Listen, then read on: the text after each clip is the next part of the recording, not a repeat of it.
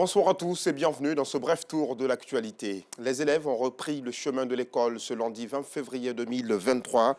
Fini le congé et le repos, place aux cours et aux exercices.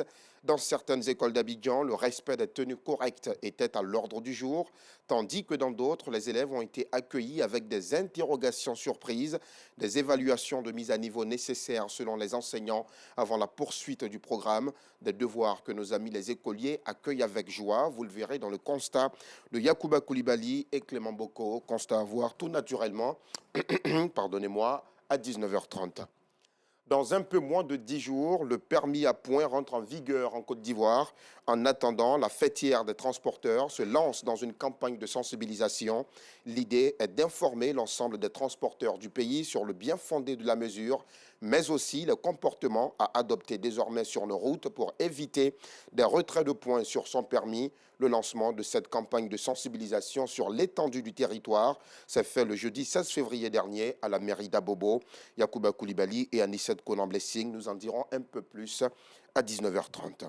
En Côte d'Ivoire, on célèbre toujours la paix, socle de notre unité et du progrès du pays. Dans le sud Comoé, la Confédération des associations féminines pour l'émergence fait de la paix son cheval de bataille. C'est tout de blanc vêtu que les femmes se sont retrouvées au carrefour jeunesse de la ville historique de Grand Bassam pour marquer leur attachement au vivre ensemble et à la paix. Le constat de Clément Boko.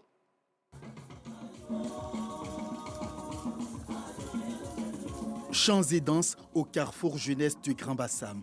La raison, les femmes du Sud Comoé réunies au sein de la CAFER Sud Comoé, entendez, Confédération des associations féminines pour l'émergence du Sud Comoé, célèbrent la paix.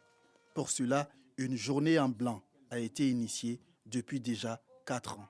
Soyons tous frères et sœurs dans nos différences ethniques, religieuses et politiques. Nos différences doivent constituer une force, la force de l'unité dans la diversité. Voyez les 5 doigts de la main, ils n'ont pas tous la même taille. Cependant, ils font preuve d'unité et de solidarité lorsque la main doit accomplir une tâche.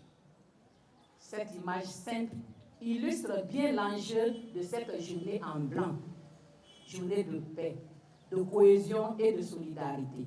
Présent à cette cérémonie, le président de la Fédération pour la paix universelle, Akasaye Lazare, par ailleurs PCA de la RTI, et le représentant du ministre de la Réconciliation nationale, parrain de la cérémonie.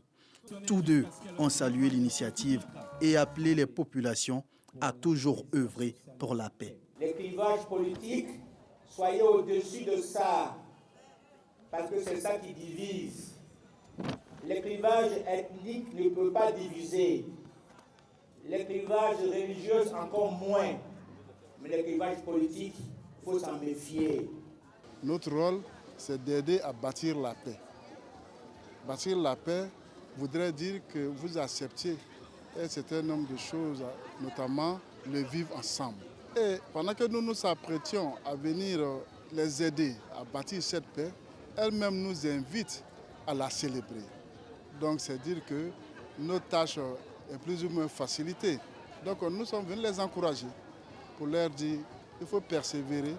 Outre les célébrations de la paix, au plan international et national, la CAFER Sud Comoé entend faire du 20 janvier la journée de la paix dans le Sud Comoé. Hors de nos frontières, cette nouvelle accusation vise l'armée centrafricaine et ses supplétifs russes.